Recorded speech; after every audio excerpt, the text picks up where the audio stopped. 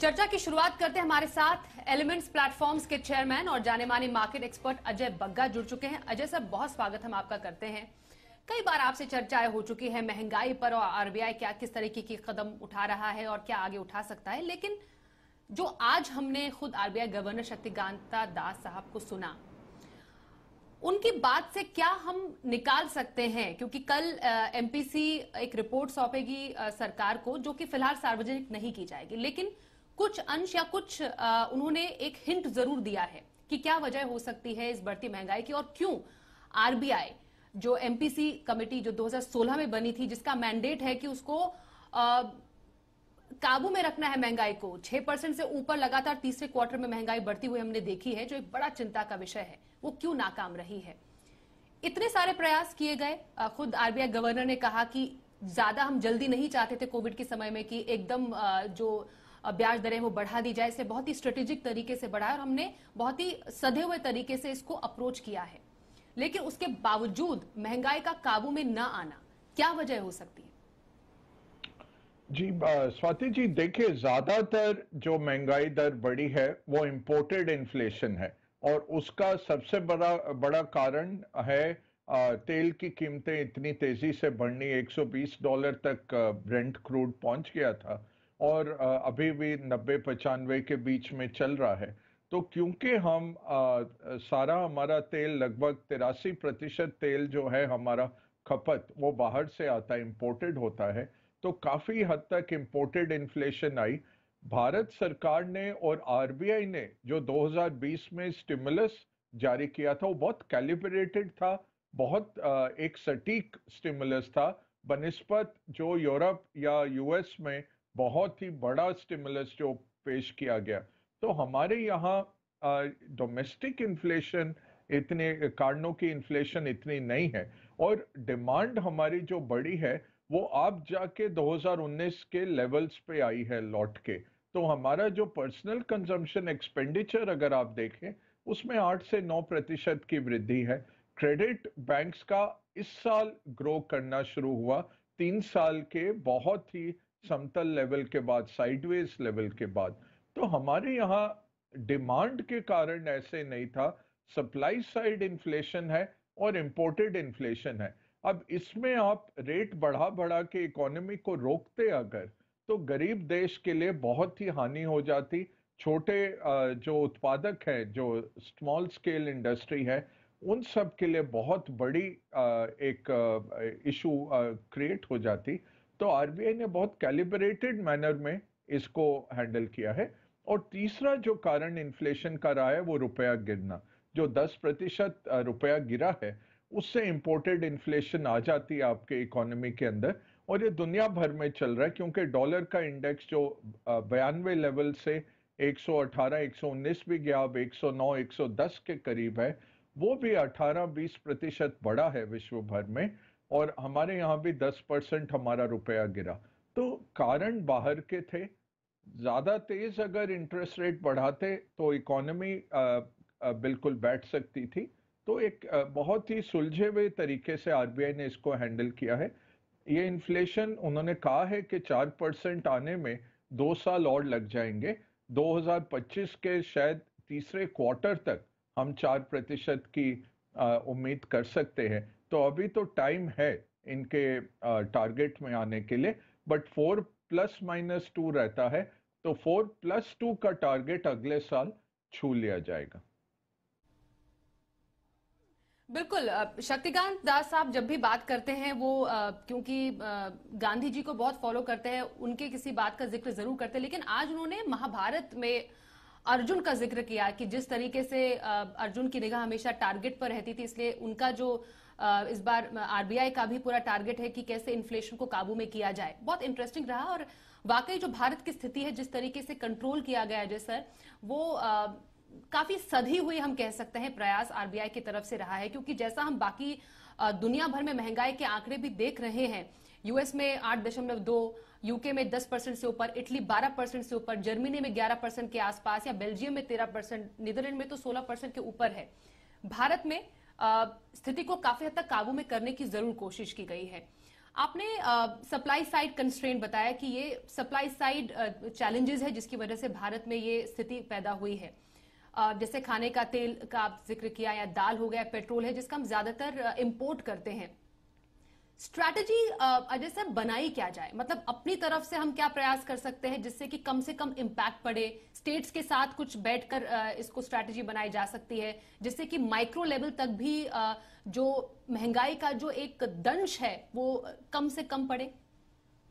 नहीं, बिल्कुल बहुत सही बात आपने कही। देखिए, लॉन्ग टर्म में क्या स्ट्रैटेजी रहती है, इन्फ्लेशन को आपको घटाना है तो प्रोडक्टिविटी बढ़ानी है। इकोनॉमी की प्रोडक्टिविटी बढ़ती है जब आप इंफ्रास्ट्रक्चर में खर्च करते हैं और कैपिटल एक्सपेंडिचर में खर्च करते हैं, ताकि आपका जो लेबर यूनिट है वो ज्यादा प्रोडक्टिव हो जाए, ज्यादा उत्पादन करे पर यूनिट ऑफ लेबर। तो ये तो क्लासिकल इकोनॉमिक्स हो गई। बट भारत जैसे गरीब देश में बहुत सारे तबके होते हैं। तो एक तबका है जिसको सरकार मुफ्त का भोजन दे रही है, प्रधानमंत्री कल्याण योजना, वो तो जारी रखना पड़ेगा। दूसरा तबका है जो आपका ग्रामीण तबका है, उसको जो फूड सब्सिडीज हैं, फर्टिलाइजर सब्सिडीज हैं, बाकी सब्सिडीज हैं, वो जारी रखना पड़ेगा, सेफ्टी नेट, ताकि उनका सर्वाइवल रहे। क्योंकि रूरल वेज ग्रोथ अटक गई है 2019 के बाद। रूरल वेज ग्रोथ इतनी तेजी से नहीं बढ़ पा रही है। तो वो स्ट्रक्चरल इश्यूज हैं इकोनॉमी के।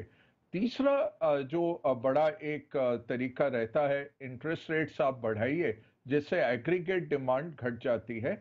उसमें स्वाति जी 6 से 9 महीने लग जाते हैं पूरा ट्रांसमिशन होने में। अमेरिका जैसी इकोनॉमी जहां सबके पास लोन है, वो ऑलमोस्ट इमीडिएटली आपको दिखने लग जाता है जब मॉर्टगेज के रेट्स बढ़ जाते हैं, क्योंकि हर घर में आपका लोन होता है। बहुत ही लेवरेज इकोनॉमी है। हमारा क्या है, कंज्यूमर फाइनेंस 20-22% है जीडीपी का। तो हमारा ट्रांसमिशन होते होते लगभग 9 महीने लग जाते हैं। तो अगर अप्रैल मई से शुरू हुआ है ये रेट हाइक का सिलसिला, आप सोच लीजिए जनवरी फरवरी तक ये वर्कआउट करेगा पूरा इकोनॉमी में। तो मैं तो ये कहूंगा कि अब थोड़ा बहुत रेट हाइक हो जाएगा 5 से 7 दिसंबर में जो आरबीआई की बैठक है।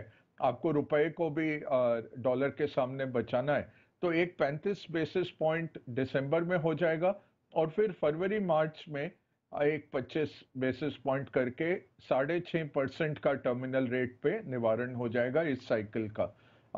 अब ये आपको जरूर देखना है कि अगर इकोनॉमिक रिसेशन आता है दुनिया भर में, जो हमें लग रहा है कि अगले साल के दूसरी तिमाही तीसरी तिमाही से काफी प्रतीत हो जाएगा आते हुए, तब आपके पास एम्यूनिशन रहना चाहिए कि उस टाइम पे आप रेट कट कर सकें, अपनी इकोनॉमी को भी थोड़ा सा भरोसा देते हुए, अगर बाहर के देश रेट कट लेके आते हैं। दूसरा, आज जैसे कोरिया में जंग के बादल छिड़ रहे हैं, चाइना ताइवान में जंग के बादल हैं।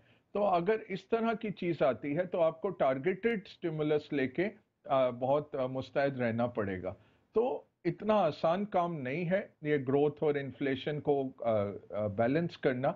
और मैं कहूँगा अभी ज़्यादा फोकस ग्रोथ की तरफ देना पड़ेगा, क्योंकि गरीब देश है, हमें ग्रोथ चाहिए। इंपोर्ट सब्स्टिट्यूशन करिए, आप तेल का उत्पादन बढ़ाइए और साथ में रिन्यूएबल्स बढ़ाइए। रिन्यूएबल्स को सब्सिडीज जो दी जा रही हैं वो बहुत अच्छा है। भारत में सोलार विश्व भर के न्यूनतम लेवल्स तक पहुंच गया है, सोलर एनर्जी। ऐसे ही ये ग्रीन हाइड्रोजन अगले 5-7 साल में बहुत तेजी से बढ़ेगा। भारत ऑलरेडी 2025 में एक्सपोर्ट करना शुरू कर रहा है ग्रीन हाइड्रोजन। तो इस तरह का चीजें हमें बहुत सारी करनी पड़ेंगी, जो सरकार कर भी रही है। आरबीआई के तौर से यही कर सकते हैं कि स्टेबल एक रेजीम दें, स्टेबल मार्केट दें, जहां रुपया धीरे धीरे करके गिरे और इन्फ्लेशन को उस 6% के करीब रखिए। थोड़ा इन्फ्लेशन अच्छा रहता है इकोनॉमी में। जापानियों से पूछिए, उन्होंने 30 साल से इन्फ्लेशन नहीं देखा, तो वो फिर ग्रोथ भी रुक जाती है। तो हमें चाहिए ऐसी इन्फ्लेशन जो गरीबों पे मार ना पड़े और जिससे इकोनॉमी भी बढ़ती रहे, बट इतनी भी ना इन्फ्लेशन बढ़े कि लोगों का जेब कट जाए। तो वो एक बैलेंस आरबीआई ग्रोथ और इन्फ्लेशन में रख रहा है। मेरे ख्याल से यहाँ से एक 35 बेसिस पॉइंट दिसंबर में, 25 फरवरी में, और फिर निपट जाएगा 6.5% पे। एक पॉज आ जाएगा इस साइकिल के लिए। फिर 2024 में देखेंगे, अगर कटौती की जरूरत रही तब वो देखा जाएगा। वेरी इंटरेस्टिंग अजय सर, आपने कहा कि 6.5% पर हम जो रेट है, रेपो रेट है, वो जाते हुए देख सकते हैं दिसंबर में, और जो आने वाली जो 2 कंसेक्यूटिव पॉलिसीज है 3525 बेसिस पॉइंट की कटौती की संभावना आरबीआई की तरफ से है। और सरकार अपनी तरफ से कदम जरूर उठा रही है, आरबीआई और सरकार दोनों को साथ में मिलकर चलना है। ये हम छोटे क्विक फिक्स या कह सकते हैं कि शॉर्ट टर्म के कदम के तौर पर देखें, या लॉन्ग टर्म के हिसाब से, क्योंकि रुपए का कमजोर होना या रूस यूक्रेन जैसा एक विवाद है जो किसी को मालूम नहीं है कि कब जाकर थमेगा, वो लगातार कॉन्फ्लिक्ट बढ़ रहा है। और बाकी और भी, जैसा आपने बताया, अभी जिक्र किया कि अगले साल तक एक ग्लोबल रिसेशन का हम डेफिनेटली एक अंदेशा देख सकते हैं। एक लॉन्ग टर्म के लिए भी स्ट्रैटेजी क्रिएट करने की जरूरत है, या इन्हीं कदमों को आगे फॉरवर्ड आरबीआई कर सकता है? देखिए, लॉन्ग टर्म तो यही है कि रुपया धीरे धीरे बाकी एक्सपोर्टर्स के साथ रुपया गिरता रहे। ये लॉन्ग टर्म स्ट्रैटेजी है। चाहे आरबीआई ऑफिशियली कहेगा कि हम कोई स्तर टारगेट नहीं करते, बट वो स्तर बन जाता है, क्योंकि अगर चाइना डिप्रिशिएट करता है करेंसी तो कॉम्पिटिटिव रहने के लिए हमें करना पड़ता है, बट उसके सामने इन्फ्लेशन आ जाती है इकोनॉमी के अंदर ज्यादा, अगर आप बढ़ाते रहते हैं रुपए का डिप्रिसिएशन। तो लॉन्गर टर्म तो यही है कि फिस्कल डेफिसिट को थोड़ा कम किया जाए। अगर आप केंद्र सरकार और सारे स्टेट्स का डेफिसिट काउंट करके देखें तो 10% जीडीपी का हमारा डेफिसिट बनता है, जो काफी हाई है। और इसी के चलते हमारा जो रेटिंग है, सॉवरेन रेटिंग है, वो नहीं बढ़ पाता है, क्योंकि हमारी आमदनी अगर 90 पैसे है और खर्चा 100 रुपया चल रहा है या 99 रुपया चल रहा है, तो इसके चलते वो रेटिंग एजेंसी कहती है कि फ्रेजाइल है थोड़ा सरकार के जो फाइनेंसेस। ये कोई नहीं देखता कि कभी भारत ने डिफॉल्ट नहीं किया, भारत का डेट टू जीडीपी रेशियो भी अच्छा है। ज्यादातर यूरोपियन देश, जापान, चाइना, अमेरिका, इन सब देशों से स्ट्रॉन्गर है भारत का debt to GDP ratio, but यही देखा जाता है कि डेफिसिट ज्यादा है। तो लॉन्गर टर्म में तो यही है कि सरकार का टैक्स टू जीडीपी बढ़ाया जाए, जो जीएसटी का भी रकम बढ़ रही है इसको और ऐसा लाया जाए कि उतनी सरकार को सहूलियत हो जाए, रेवेन्यू इतनी आ जाए कि उसका जो भी काम है वो निकल जाए और हमें बोरो ना करना पड़े। लाखों करोड़ रुपए जो सरकार हर साल बोरो कर रही है अपने बुक्स बैलेंस करने के लिए, उसको लॉन्ग टर्म में रोकना है। तो वो तो लंबी खेल की बात है, वो आएगा 5-10 साल में, वो भी टाइम आ जाएगा। बट अभी देखना है कि गरीबी को किस तरह से परास्त किया जाए, लोगों को गरीबी से उठाया जाए, जो मिडिल क्लास है उनकी परचेसिंग पावर बढ़ाई जाए, और तीसरा है इंपोर्ट सब्स्टिट्यूशन करके हमारा करंट अकाउंट डेफिसिट जो है उसको ठीक किया जाए। और फिर एनर्जी सिक्योरिटी के, तेल पे हम डिपेंड नहीं कर सकते। तेल अभी भी, तेल और कोयला लगभग हमारी इकोनॉमी का 86% एनर्जी तेल और कोयले से है। वो कल को नहीं बदलने वाला है, बट अगले 10 साल में अगर हम उसको 50% पे ले आए तो काफी सुदृढ़ इकोनॉमी बन जाती है। ये थोड़े लॉन्ग टर्म गोल्स हो सकते हैं। बाकी मॉनेटरी पॉलिसी तो तिमाही दर तिमाही ही चलती है। बिल्कुल। तो कल आरबीआई की तरफ से रिपोर्ट सरकार को सौंपी जाएगी, महंगाई को काबू में करने का आरबीआई का एक्शन प्लान कल आरबीआई सौंपेगी। बहुत धन्यवाद करेंगे इस चर्चा के लिए आपका, अजय बग्गा सर।